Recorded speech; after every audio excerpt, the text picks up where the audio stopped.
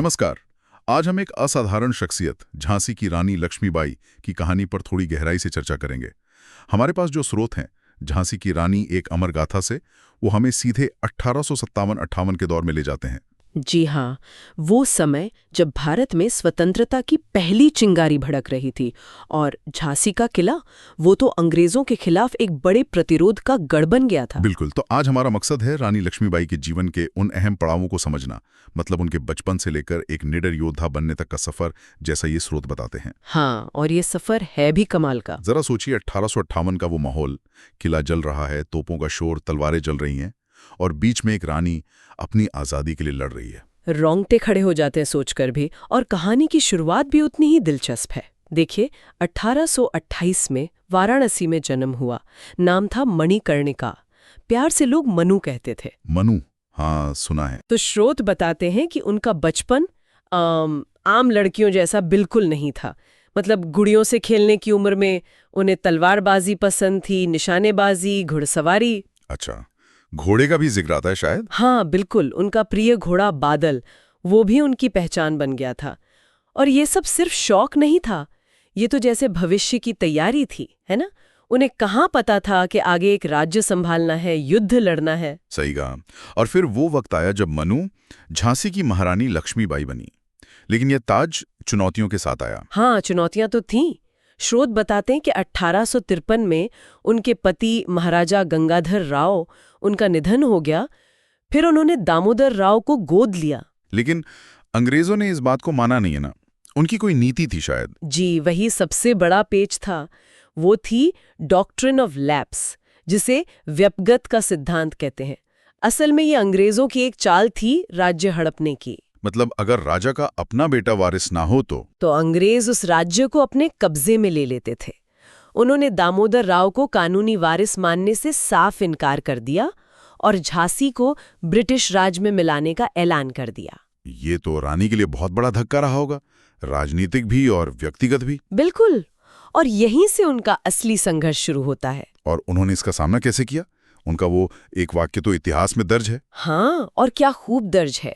स्रोत बताते हैं कि उनका जवाब एकदम दृढ़ और साफ था, मैं अपनी झांसी नहीं दूंगी। वाह! ये सिर्फ शब्द नहीं थे। सोचिए, उस समय की सबसे बड़ी ताकत के सामने एक अकेली रानी का ये कहना, ये उनके इरादे, उनके साहस का ऐलान था। यही वाक्य उनके प्रतिरोध का प्रतीक बन गया। जबरदस्त।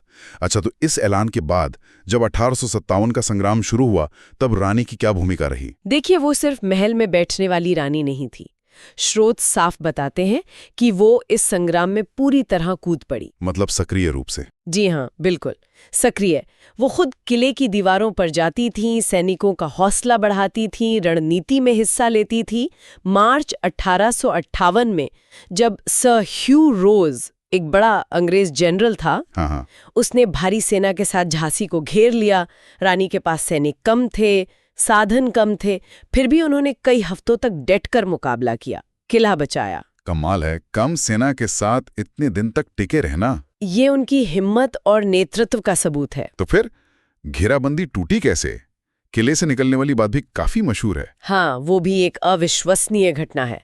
जब अंग्रेजी सेना ने किले की एक दीवार तोड़ दी, तो रानी ने हार मानने की बजाय लड़ाई जारी रखने का फैसला किया। और तब जैसा स्रोत बताते हैं, रात के अंधेरे में अपने बेटे दामोदर राव को पीठ पर कसकर बांधा, अपने घोड़े बादल पर सवार हुई और अंग्रेजों की घेराबंदी को चीरती हुई निकल गईं। क्या बात है, ये तो किसी फिल्म जैसा लगता है। बिल्कुल, ये सिर्फ भागना नहीं था, ये उनके कभी हार न मानने वाले जज्बे की मिसाल थी। पहले कालपी पहुंची, वहां तात्या टोपे जैसे दूसरे नेताओं से मिली, फिर मिलकर अंग्रेजों से लड़ते रहे।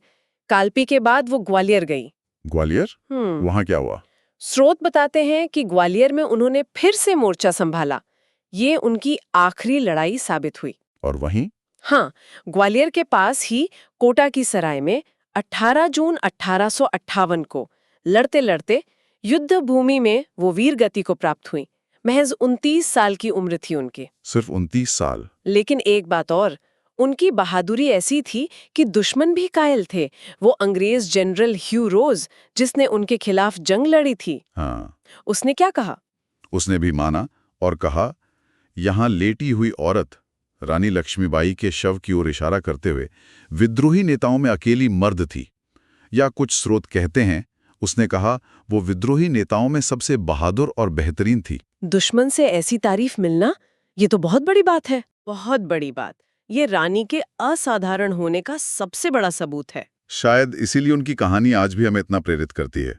वो सुभद्रा कुमारी चौहान की कविता, खूब लड़ी मर्दानी वो तो झांसी वाली रानी थी। हाँ, वो पंक्तियां तो जैसे हर बच्चे की जुबान पर है। वो सिर्फ कविता नहीं, वो हमारी यादों में उनकी पहचान है। तो कुल मिलाकर इन स्रोतों से ये साफ है कि रानी लक्ष्मीबाई सिर्फ एक शासक या योद्धा नहीं थी। बिल्कुल नहीं।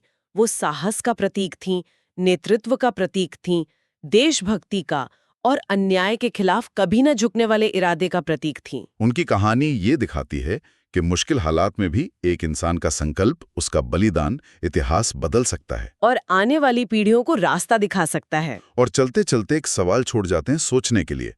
एक रानी जिसके पास शायद आत्मसमर्पण का विकल्प भी रहा हो, उसका युद्ध भूमि में आखिरी सांस तक लड़ने का फैसला, ये फैसला आज के समय में कर्तव्य, देश प्रेम और त्याग के बारे में हमारी सोच को कैसे छूता है, ये सोचने वाली बात है ना। यकीनन बहुत गहरा सवाल है।